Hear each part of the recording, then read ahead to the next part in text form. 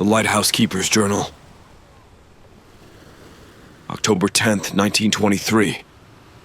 The lighthouse stands tall and lonely on the rocky shore of Blackwater Bay, its beams slicing through the perpetual mist that shrouds the coast. My name is Thomas Hargrove, and I've been the keeper of this lighthouse for the past 10 years. It's a solitary existence, but one I have grown accustomed to. However, recent events have shaken the very foundation of my sanity. It began a fortnight ago, on a night much like any other. The sea was calm, the sky clear, and the moon hung low and full. I was in the watchroom attending to my duties when I noticed a distant glow on the horizon. At first I dismissed it as a fishing boat, but as the light drew nearer it became evident that this was no ordinary vessel. It was a ship. An old, weather-beaten cargo ship, its sails tattered and its hull scarred by countless battles with the sea. As it approached, I sounded the warning horn, but the ship seemed to be drawn inexorably toward the jagged rocks below the lighthouse. Despite my frantic attempts to guide it away, it crashed with a thunderous roar, the sound of splintering wood, and the anguished cries of the crew echoing across the bay. I could do nothing but watch in horror as the ship was torn apart by the merciless waves. In the days that followed, I found myself haunted by the memories of that night. I could not shake the feeling that I was being watched, that the spirits of the drowned sailors were seeking retribution for my inability to save them. Strange things began to happen around the lighthouse. Objects moved on their own. Cold drafts whispered through closed windows, and at night, I heard footsteps echoing in the empty corridors. October 17th, 1923. A week has passed since the shipwreck, and the hauntings have only grown more intense. Last night, as I was preparing to retire to bed, I heard a faint knocking at the door. When I opened it, there was no one there. Only the cold wind and the sound of the sea. I closed the door and returned to my room. The knocking continued, growing louder and more insistent. It seemed to come from within the walls themselves. Desperate for answers, I searched the archives of the lighthouse, hoping to find some clue to the ship's identity. What I discovered chilled me to the bone. The ship was the Emerald Queen, a cargo vessel that had gone missing over 50 years ago. According to the records, it had been carrying a crew of 20 men, all of whom were presumed dead after the ship disappeared during a violent storm. The journal of the previous keeper, a man named Elias Carter, contained entries that mirrored my own experiences. He too had witnessed the Emerald Queen's ghostly arrival and had been plagued by the spirits of its crew. His final entry was a desperate plea for help, written in a trembling hand. Elias had vanished without a trace, leaving the mystery of the Emerald Queen unsolved. October 20th, 1923. The spirits have become more aggressive. Last night, I woke to find my room filled with a cold, oppressive fog. Through the mist, I could see shadowy figures moving about, their eyes glowing with an otherworldly light. They spoke to me in voices that sounded like the crashing waves, demanding justice for their untimely deaths. They told me of a terrible betrayal, of a captain who had steered the ship into the rocks intentionally, hoping to collect the insurance money. I am at my wit's end. The hauntings have taken a toll on my health and my sanity. I can no longer distinguish between reality and nightmare. The spirits are always with me, their mournful cries echoing in my ears. I fear that I, like Elias Carter before me, will not survive much longer in this accursed place. October 25th, 1923. I've decided to confront the spirits directly. Tonight, I will go down to the rocks where the Emerald Queen met its end. I will offer a prayer for the souls of the lost sailors and beg for their forgiveness. Perhaps then they will find peace, and this lighthouse can be freed from its dark legacy. If these are my final words, let them serve as a warning to those who follow in my footsteps. The Emerald Queen and its crew are bound to this place by a curse that cannot easily be broken. Beware the haunted lighthouse, for it is a beacon not just for ships, but for the restless dead. October 28th, 1923. The night of the storm was like any other in its initial quiet. The lighthouse stood resilient against the encroaching darkness, its beam piercing through the thickening fog. However, the calm was deceptive, and the sea soon revealed its true nature. It began with a low rumble, a distant growl that seemed to emanate from the depths of the ocean itself. I had been in the watchroom, reading through Elias Carter's journal again, trying to find any clue that might help me understand the spirit's plight. The air was thick with anticipation, as if the very atmosphere was aware of the impending disaster. The wind picked up suddenly, howling like a chorus of banshees, and the sky darkened with ominous speed. I rushed to the balcony, my heart pounding with a mixture of fear and duty. Below, the sea was transforming into a churning, frothing mass of fury. The waves rose higher and higher, crashing against the rocks with explosive force. Lightning split the sky, illuminating the scene with a stark, unforgiving light. In the distance, through the sheets of rain and fog, I saw the doomed ship. The Emerald Queen seemed to materialize out of the storm, its ghostly outline stark against the turbulent waters. It was as if the ship had sailed straight out of a nightmare, its hull battered and broken, sails hanging in tatters. The sight filled me with dread, for I knew that history was repeating itself, and I was powerless to stop it. I sounded the warning horn, hoping against hope that the crew might hear and steer away from the deadly rocks. But it was futile. The ship was being drawn inexorably toward the shore, as if by some malevolent force. The cries of the sailors reached my ears, carried on the wind, desperate and filled with terror. The Emerald Queen collided with the rocks with a deafening roar.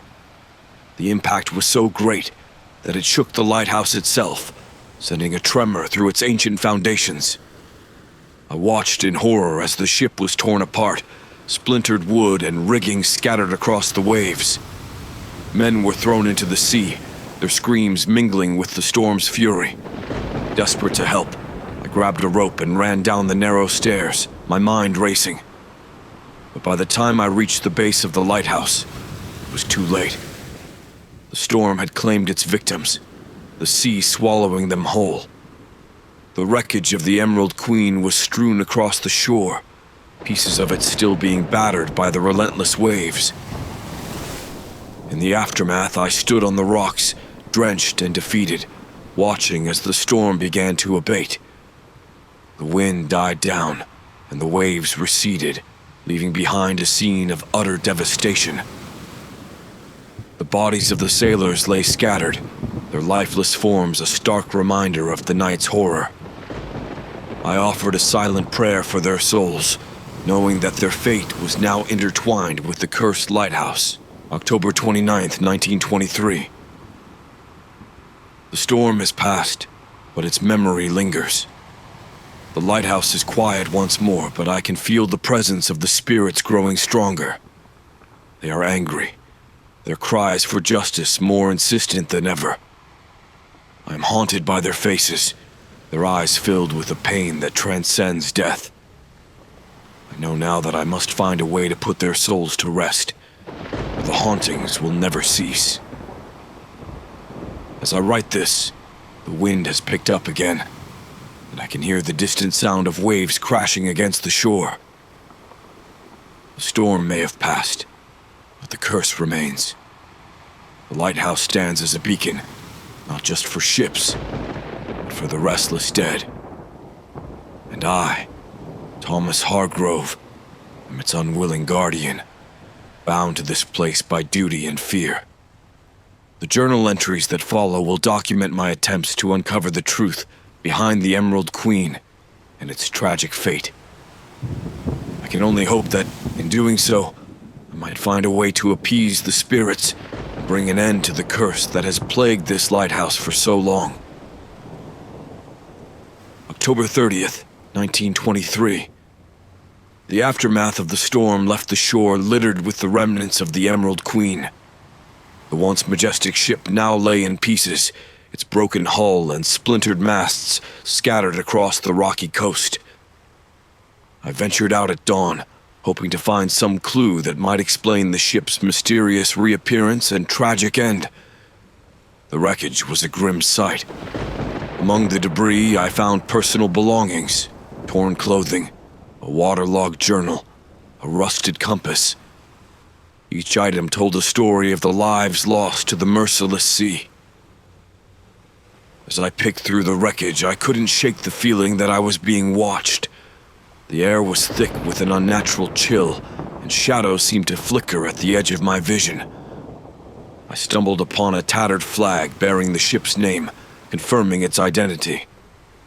The Emerald Queen had indeed returned from the abyss, only to meet its end once more on these cursed shores. The sailors' bodies, now cold and lifeless, lay scattered among the wreckage.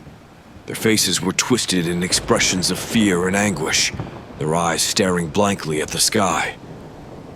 In the center of the wreck, I found the ship's logbook. Miraculously, it had survived the crash, protected by a sturdy leather cover. I opened it with trembling hands, hoping to find answers. The entries were dated over 50 years ago, detailing the ship's final voyage. The captain, Jonathan Blackwell, had written about their struggle against the storm, his words growing increasingly desperate as the situation worsened. The final entry was the most disturbing. Captain Blackwell wrote of a strange light that had appeared in the sky, guiding them toward the lighthouse. He described it as an otherworldly beacon, drawing them in despite his efforts to steer clear of the rocks. He mentioned hearing voices, whispering to him from the darkness, promising safety if he followed the light. This revelation sent a chill down my spine. The light that Captain Blackwell had described matched the accounts of the previous keeper, Elias Carter, and my own experience during the storm. It seemed that the Emerald Queen had been lured to its doom by a malevolent force, a force that still haunted the lighthouse and its surroundings. October 31st, 1923. Today, I performed a burial at sea for the sailors. It was a solemn ceremony conducted in the hopes of bringing some peace to their restless spirits. As I laid their bodies to rest, I recited a prayer for their souls, asking for forgiveness and eternal peace. The sea, however, seemed indifferent to my pleas, its waves continuing their relentless assault on the shore. As I returned to the lighthouse, I felt a heavy presence behind me. I turned, expecting to see one of the spirits, but there was nothing, only the empty expanse of the beach. The sense of being watched, however, did not fade. It followed me back to the lighthouse, a constant reminder of the curse that bound me to this place. The shipwreck had not only claimed the lives of the sailors, but had also deepened the mystery surrounding the lighthouse. Why had the Emerald Queen returned? What force had drawn it to its destruction? These questions plagued my mind as I sat down to write this entry. The answers, I feared, lay buried within the haunted walls of the lighthouse. November 1st, 1923. Tonight, I decided to explore the lower levels of the lighthouse, hoping to uncover more clues. The air grew colder as I descended, the shadows lengthening and twisting around me.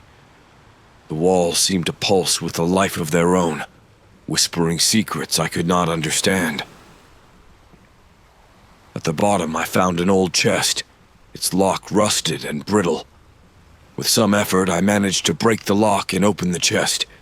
Inside were relics from the past, an old sextant, cracked spyglass, and a bundle of letters tied with a faded ribbon. The letters were addressed to Captain Jonathan Blackwell, from his family back in England. They spoke of love and longing, of hopes for his safe return. But one letter stood out, its contents more chilling than the rest. It was from a woman named Margaret, who claimed to be a seer. She warned Captain Blackwell of a great danger, a curse that would follow him if he did not heed her advice. She spoke of a lighthouse, a beacon of doom, and urged him to avoid it at all costs. The captain, it seemed, had ignored her warning, and the Emerald Queen had paid the price. As I read the letter, the temperature in the room plummeted. I looked up to see the ghostly figures of the sailors, their eyes filled with sorrow and rage. They reached out to me, their voices a cacophony of anguish. "Find the truth," they whispered. "Break the curse." Determined to fulfill their plea, I vowed to uncover the secrets of the haunted lighthouse, no matter the cost. The journal entries that follow will document my quest for the truth and my attempts to bring peace to the restless souls of the Emerald Queen. November 2nd, 1923. The air has become heavy with an eerie stillness. Despite the calm exterior, the lighthouse is a crucible of unrest.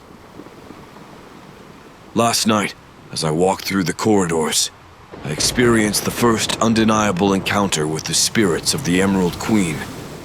It began with the sound of footsteps echoing through the empty halls. At first, I thought it was my mind playing tricks on me, a manifestation of my growing paranoia. But as I turned the corner into the main hallway, I saw them, faint, ghostly figures moving silently in the dim light. Their forms were translucent, flickering like candles in the wind. One of the spirits, a tall man with the captain's hat, seemed to notice my presence. He turned slowly, his eyes locking onto mine with a gaze that chilled me to the bone. It was Captain Jonathan Blackwell. His face was etched with sorrow, and his mouth moved as if trying to speak, but no sound emerged. Behind him, the crew of the Emerald Queen appeared, their expressions mirroring his anguish. I stood frozen, unable to move or speak. The air around me grew colder, and the faint whispers of the sailors filled my ears. They spoke in a language I couldn't understand, their voices overlapping in a haunting melody of despair. I wanted to reach out to them, to offer some comfort, but my body refused to obey. The apparition of Captain Blackwell stepped forward, his arm outstretched. In his hand, he held a small, ornate box. He placed it on the ground before me, and then, as suddenly as they had appeared, the spirits vanished. The hallway was silent once more, the oppressive chill lifting slightly. November 3rd, 1923. I spent the day examining the box left by Captain Blackwell. It was beautifully crafted, made of dark wood inlaid with intricate patterns of silver and gold. The lock was old, but still functional. With trembling hands, I found the key hidden within the chest I had discovered earlier, and opened the box. Inside, I found a collection of items that seemed to hold great significance. A locket containing a faded photograph of a woman and child, a map of the surrounding coastline, and a small journal. The journal appeared to belong to Captain Blackwell, its pages filled with his neat, precise handwriting. The entries in the journal detailed the captain's growing concern over the strange occurrences on board the Emerald Queen. He wrote of mysterious lights in the sky, voices that seemed to come from the sea itself, and an overwhelming sense of dread that permeated the ship. The final entry was a desperate plea for help, mirroring the captain's last words recorded in the ship's logbook. November 4th, 1923. The sightings have become more frequent. Every night, the spirits of the sailors appear, their presence growing stronger. Last night, I awoke to find my room filled with a cold, blue light. At the foot of my bed stood a young sailor, his eyes wide with fear.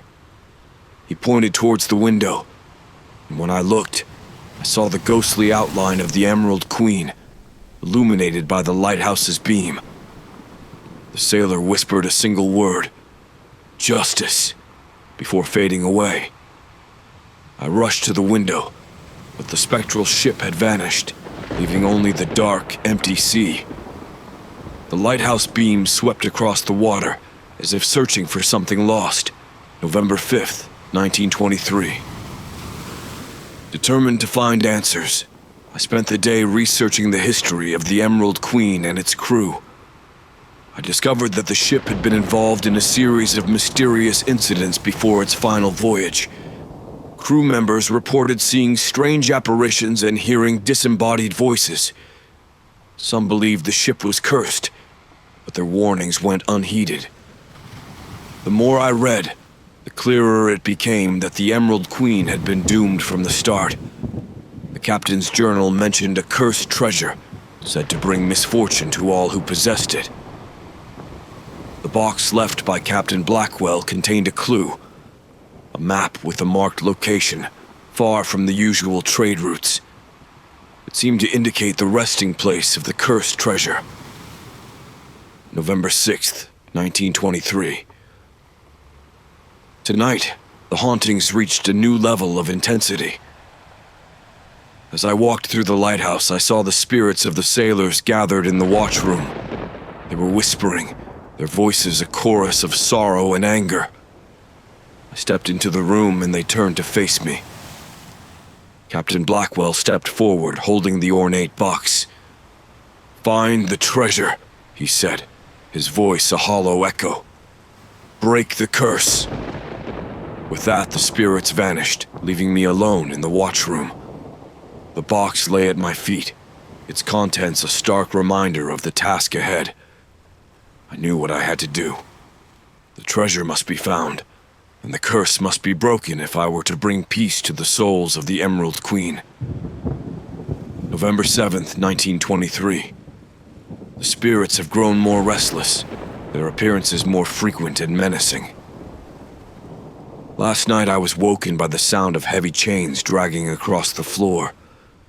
I opened my eyes to find the room bathed in an eerie blue glow, the air thick with an oppressive chill. The ghost of Captain Blackwell stood at the foot of my bed, his eyes burning with a cold fury. "Why have you not found the treasure?" he demanded, his voice echoing with the ghostly resonance. Before I could respond, he vanished, leaving me shivering in the darkness. The sense of urgency is growing, and I fear the consequences of failing to meet the spirit's demands. November 8th, 1923. The hauntings have taken a violent turn. As I was preparing the lighthouse for the evening, I felt a sudden sharp pain in my shoulder. I turned to see one of the sailors, his face twisted in anger, raising a spectral hand to strike me again. I stumbled backward, my heart racing, and the ghost disappeared as quickly as it had appeared. The walls of the lighthouse seemed to pulse with a life of their own, the shadows growing deeper and more malevolent. I hear whispers in every room, voices calling out for justice, for vengeance. They blame me for their fate, and their anger is palpable. November 9th, 1923. I have begun preparations to search for the cursed treasure. The map left by Captain Blackwell is my only guide, but it is old and fragile, the ink faded in places. I have charted a course based on the markings, hoping that it will lead me to the location where the treasure was hidden. The spirits have not given me much time, and their appearances grow more terrifying with each passing night. Last night, as I was studying the map, the ghost of a young sailor appeared beside me. His eyes were hollow, his face gaunt and pale. He reached out and touched the map, his finger pointing to a specific spot. "Here," he whispered, his voice filled with a sorrow that pierced my soul. "You must find it here." Before I could ask him anything, he vanished, leaving me alone with the map and my mounting fear. November 10th, 1923. The journey to find the treasure will not be easy. The location marked on the map is on a small, treacherous island several miles from the coast. The weather has been increasingly unpredictable, and I fear another storm may be brewing. But I have no choice. The spirit's demands are clear, and their anger will only grow if I do not act.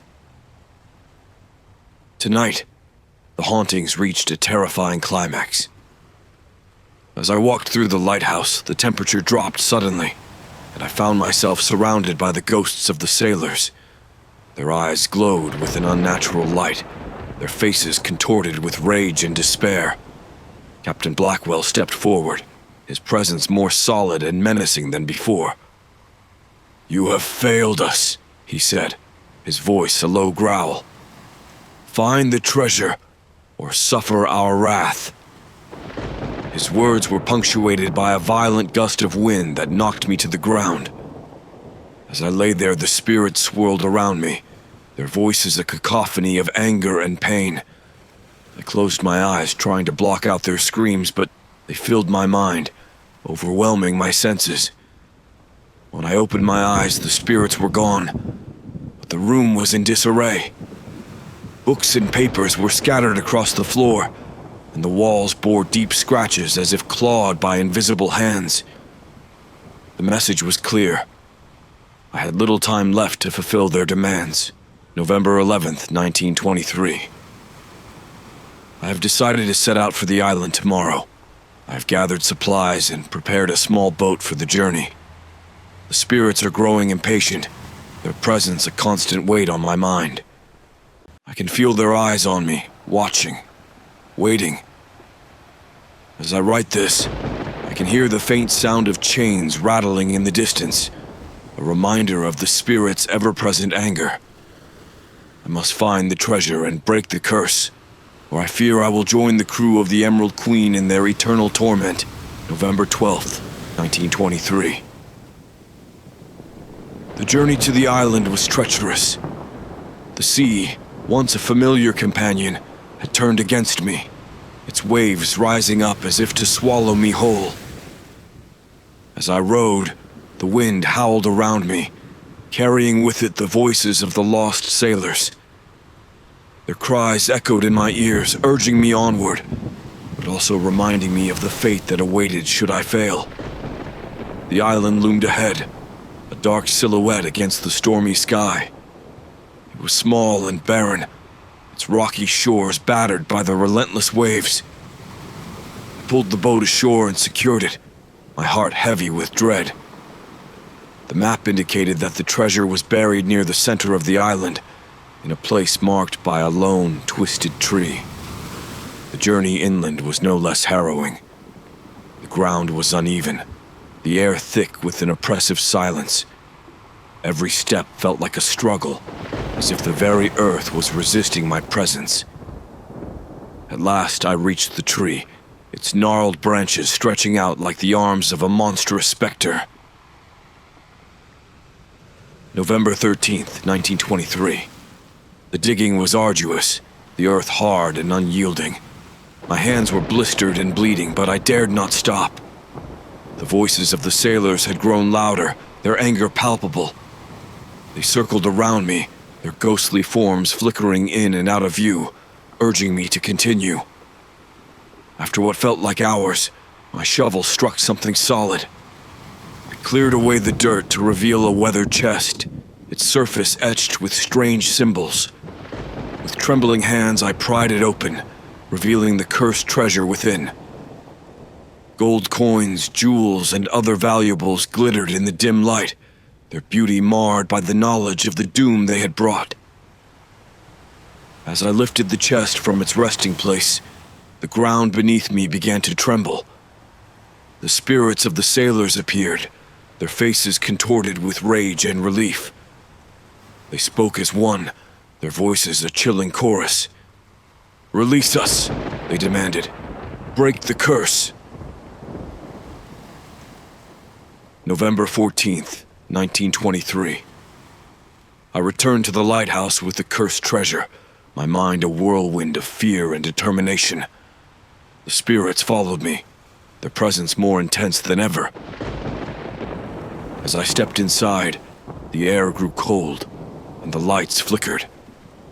The walls seemed to close in around me, the voices of the sailors growing louder, more insistent.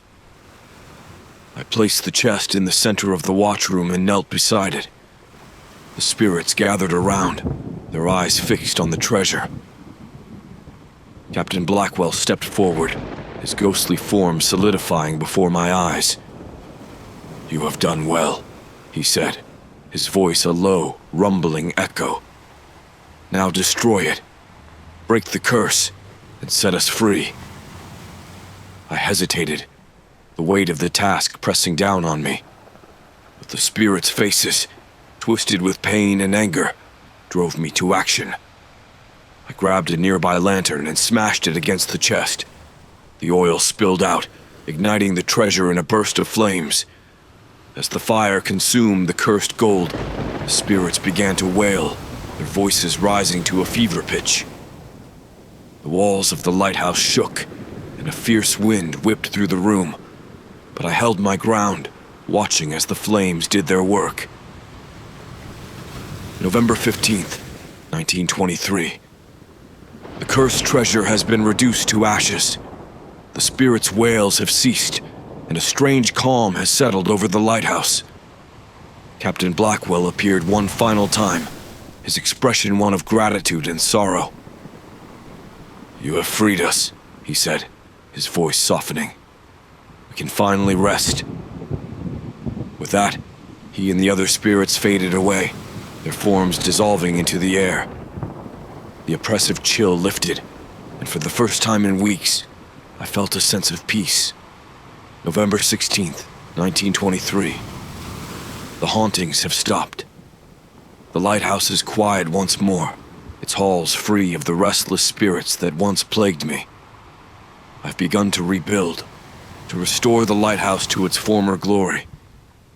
But the memory of the Emerald Queen and its tragic fate will remain with me forever.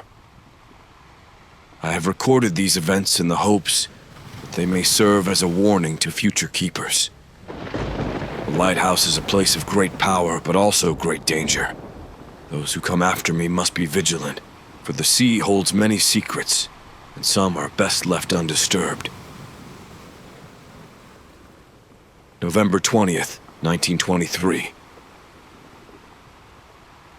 As I write this final entry, I am filled with a sense of closure. The curse has been broken, and the spirits of the Emerald Queen have found peace. I, too, have found a measure of peace, knowing that I have done my part to right the wrongs of the past. The lighthouse stands tall and proud, its beam cutting through the darkness, a symbol of hope and safety. But I will never forget the events that transpired here, and the lessons I have learned. The sea is a fickle mistress, and its depths hold many mysteries. It is up to us to respect its power and tread carefully, lest we awaken forces beyond our control. November 21st, 1923. The peace I hoped for was short-lived. Although the hauntings have ceased, the mystery of the Emerald Queen still gnaws at my mind. The cursed treasure is destroyed, but questions remain unanswered. What was the source of the curse? Why did the spirits choose me to end their torment? I must dig deeper into the history of the lighthouse and the ship to find the answers. I began by examining the old records stored in the lighthouse's archives.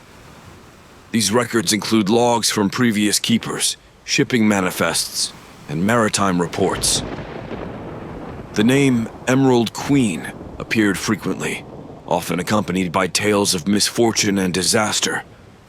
It seems the ship was notorious long before its final, fatal voyage. November 22nd, 1923. My research has led me to a series of strange occurrences surrounding the lighthouse itself. Built over a century ago, it was intended to be a beacon of hope for sailors navigating the treacherous waters of Blackwater Bay. However, almost from the beginning, there were reports of unexplained phenomena, ghostly apparitions, mysterious lights, and sudden storms that seemed to appear out of nowhere. One name stood out among the records: Margaret Albright, the seer who had warned Captain Blackwell. According to the records, she had visited the lighthouse shortly after it was built, claiming that it was built on cursed ground. She predicted that any ship guided by its light would be doomed to disaster unless the curse was lifted. November 23, 1923. I managed to find a detailed account of Margaret Albright's visit in an old newspaper clipping. She was described as a woman of remarkable insight, known for her ability to commune with spirits. During her visit to the lighthouse, she conducted a séance, during which she reportedly communicated with the spirits of those who had died at sea. She warned the lighthouse keeper at the time that the land was haunted by a vengeful spirit seeking retribution for a great wrong. Further investigation revealed that the land on which the lighthouse stands was once the site of a small village. This village had been wiped out by a sudden and violent storm, leaving no survivors.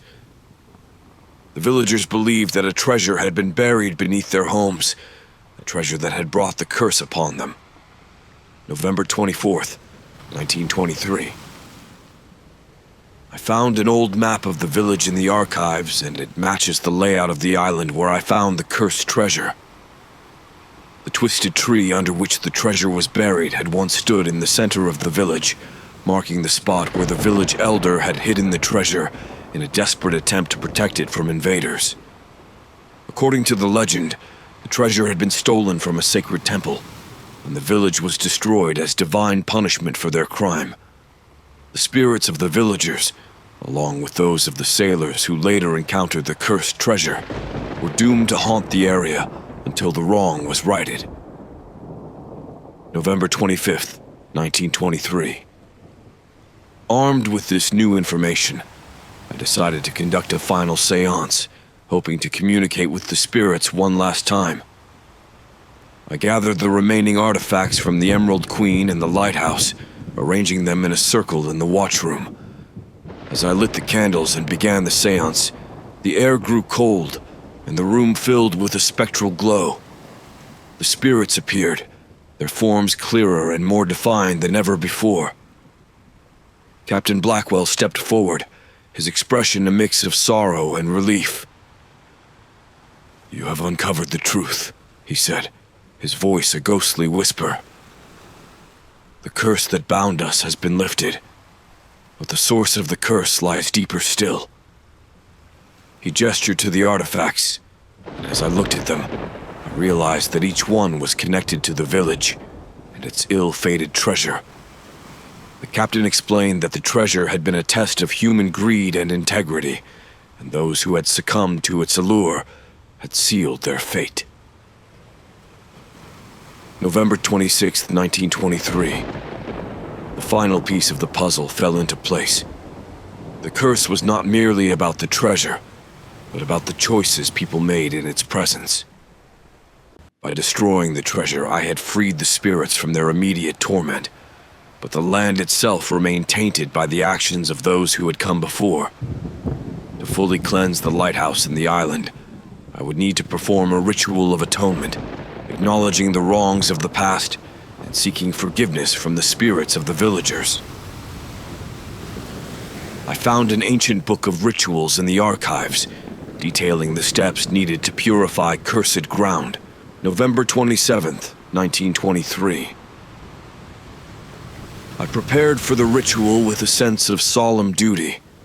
As night fell, I made my way to the island, carrying the book of rituals and a few personal items to symbolize the connection between the past and the present. I lit a fire near the twisted tree, its flames casting eerie shadows on the surrounding rocks. Following the instructions in the book, I performed the ritual, speaking words of atonement and offering prayers for the souls of the villagers and sailors alike. As I completed the final incantation, a sense of profound peace descended upon the island. The air grew warm, and the oppressive chill lifted, replaced by a gentle breeze that carried the faint scent of flowers. The ground beneath the twisted tree began to glow, and the spirits appeared one last time, their faces serene and content. Captain Blackwell nodded in approval, his form shimmering in the firelight. "You have done well, Thomas Hargrove," he said. "The curse is broken, and we can finally rest." With those words, the spirits faded away, leaving me alone on the island.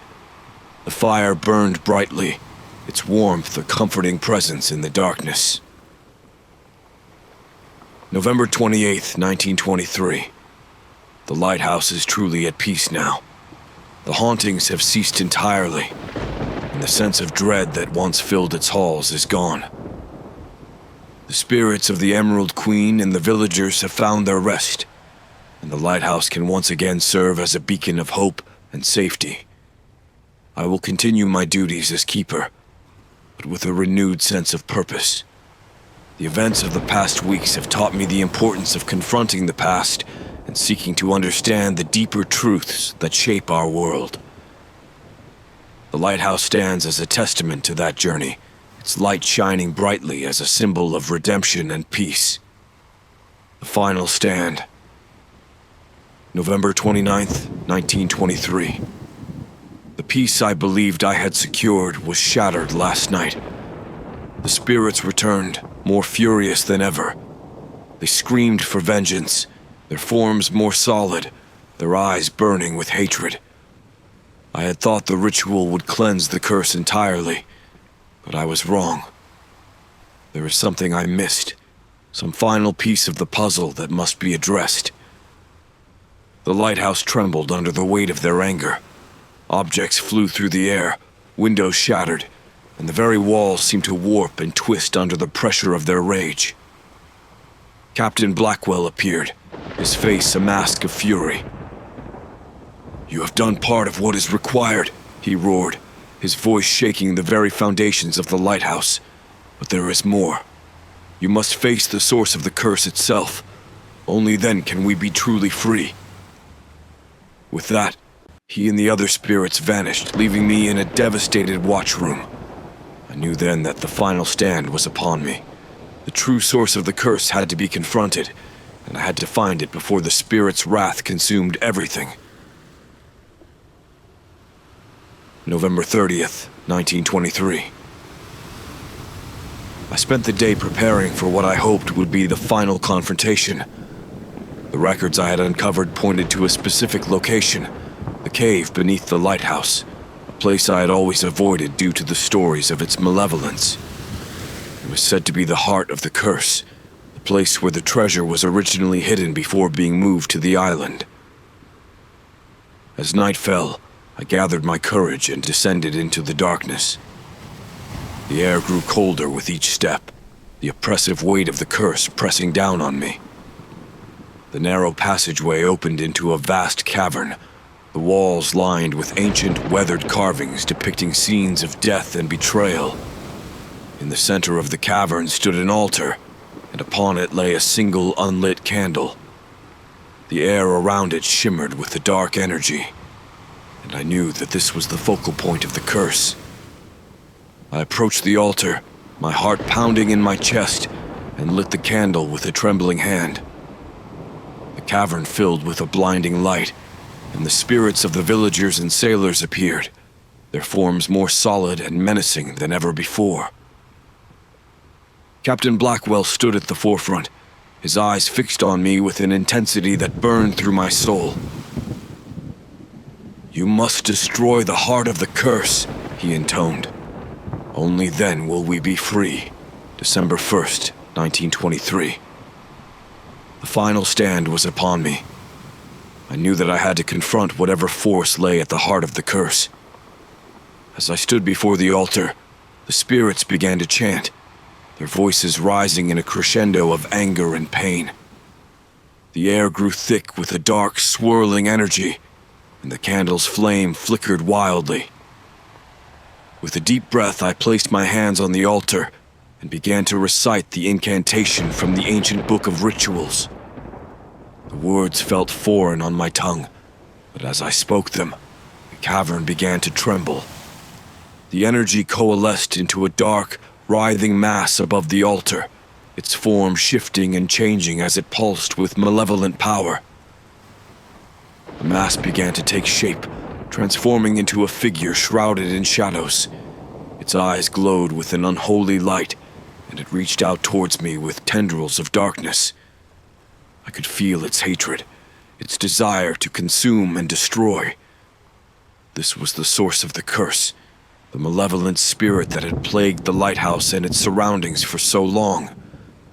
With all my strength, I continued the incantation, the words growing louder and more forceful. The figure recoiled, its tendrils lashing out but unable to touch me. The spirits of the villagers and sailors joined in, their voices lending power to the ritual. The cavern shook violently, the walls cracking and splintering as the dark energy fought to maintain its hold. As I reached the final verse of the incantation, the figure let out a deafening scream.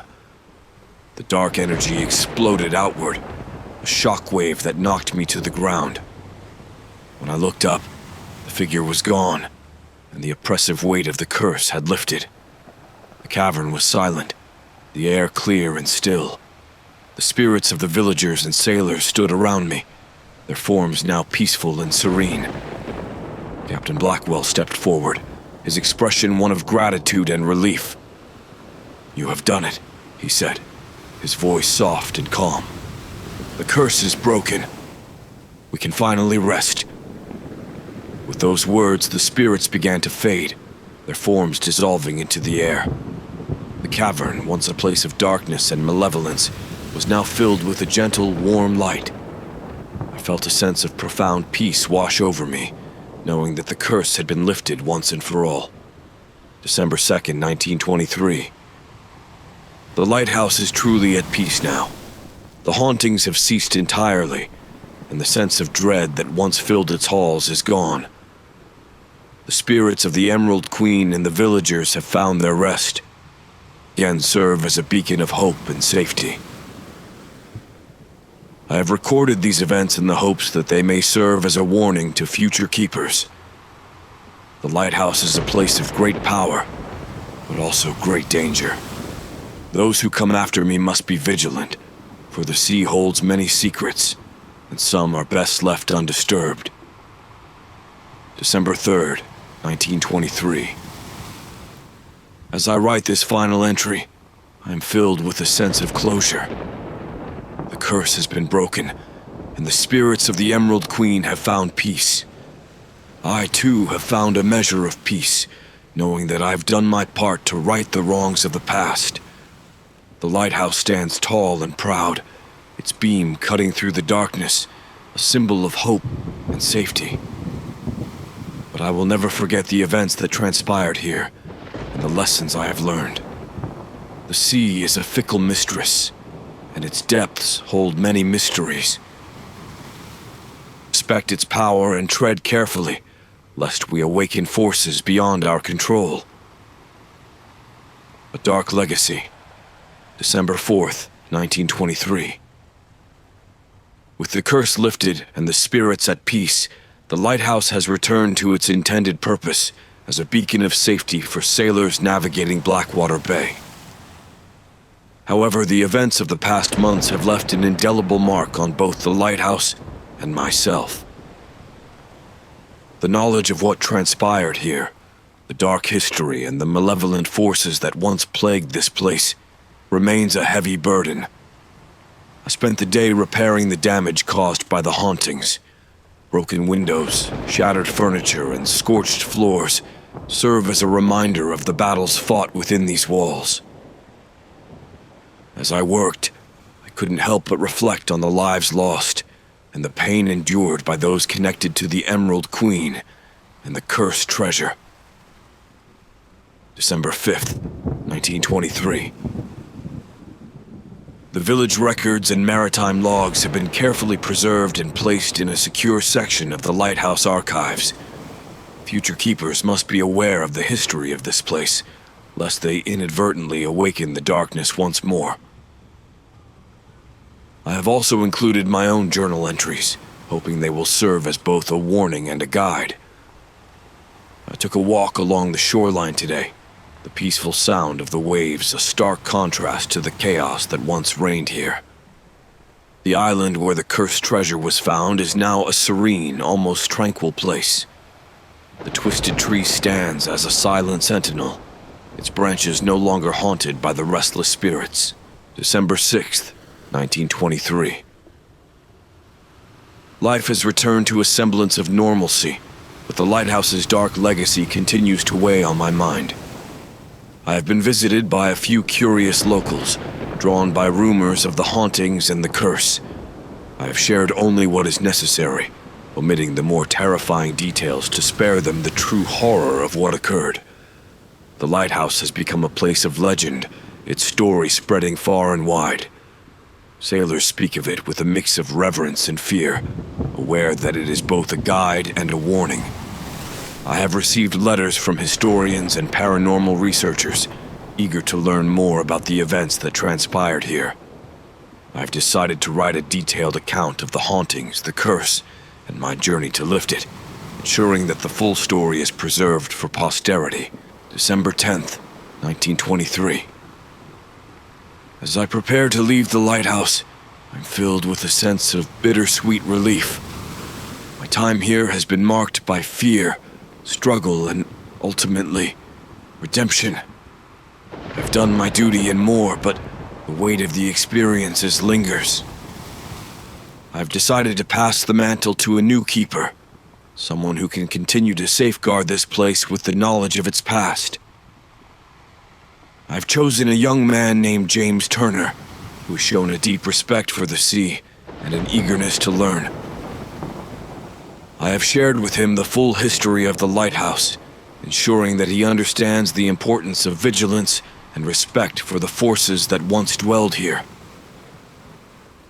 December 12th, 1923. My final night at the lighthouse is both quiet and reflective. I walked through the halls one last time, memories of the past months flooding my mind. The lighthouse stands as a testament to resilience and the enduring power of confronting the past to find peace. As I extinguished the light for the last time, I felt a profound sense of closure. I leave this place with a heavy heart, but also with hope. The lighthouse will continue to shine its beacon, guiding sailors safely through the treacherous waters of Blackwater Bay. And I, Thomas Hargrove, will carry the lessons learned here with me for the rest of my days. December 13th, 1923. As I embark on a new journey, I am filled with a mixture of relief and anticipation. The lighthouse and its dark legacy will remain a part of me, but I am ready to face the future with the knowledge and strength gained from my experiences. The sea is vast and unpredictable, but it also holds endless possibilities. To those who come after me, I offer this final piece of advice. Respect the past, honor the present, and always be vigilant. The sea and its mysteries are not to be taken lightly, and the lessons learned here at the haunted lighthouse will serve as a guiding light for generations to come. The last entry, December 14th, 1923. This will be my final entry in the journal of the haunted lighthouse. As I prepare to leave, I am struck by the enormity of what has transpired here. The lighthouse, once a place of fear and torment, has been transformed through the efforts and sacrifices of those who sought to lift its curse. James Turner has taken up his duties with a dedication that reassures me. He has already shown an aptitude for the work, and his curiosity about the history of the lighthouse is tempered by a healthy respect for its dark past. I've left him with all my notes and journals, ensuring he is well equipped to continue the legacy of vigilance. Last night, I stood on the lighthouse balcony one final time, gazing out at the sea. The waters were calm, the moon casting a serene glow over the bay. I thought of the spirits of the Emerald Queen, now at peace, and the villagers whose souls have been freed from their long torment. The lighthouse beam swept across the horizon, a symbol of hope and safety restored. December 15th, 1923. As I packed my belongings, I found a small, weathered photograph tucked into one of my books. It was of Captain Blackwell and his crew, taken shortly before their ill-fated voyage. Their faces were filled with determination and camaraderie, a stark contrast to the tormented spirits they became. I decided to leave the photograph in the lighthouse archives, a reminder of the human cost of the curse and the importance of remembering those who came before us. Before leaving, I made one last visit to the island where the cursed treasure had been buried. The twisted tree, once a symbol of the curse's power, now stands as a testament to the triumph over darkness. The ground around it is lush with new growth, a sign that the land is healing. I offered a silent prayer for the souls of the villagers and sailors, thanking them for their guidance and strength. December 16th, 1923. This morning I handed over the keys to James Turner. We walked through the lighthouse together and I shared stories of my time here, both the harrowing and the hopeful. He listened intently, absorbing the lessons and the history with a seriousness that reassured me he was the right choice. As I boarded the boat that would take me away from Blackwater Bay, I looked back at the lighthouse one last time. Its beam shone brightly, cutting through the morning mist. I knew that it was in good hands, and that its dark legacy had been transformed into one of redemption and hope. December 17th, 1923. As I journey away from the lighthouse, I'm filled with a sense of closure. The experiences here have changed me profoundly, teaching me the importance of facing the past and seeking to understand the forces that shape our lives.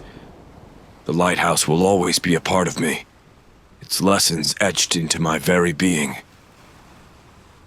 I leave this journal as a record of what transpired here, a testament to the resilience of the human spirit and the enduring power of hope.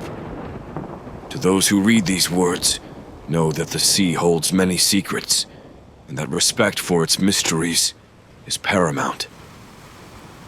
The haunted lighthouse of Blackwater Bay stands as a beacon once more, its light a symbol of the triumph over darkness. And as I move forward into the next chapter of my life, I carry with me the knowledge that even in the deepest darkness, there is always a path to the light. Thomas Hargrove,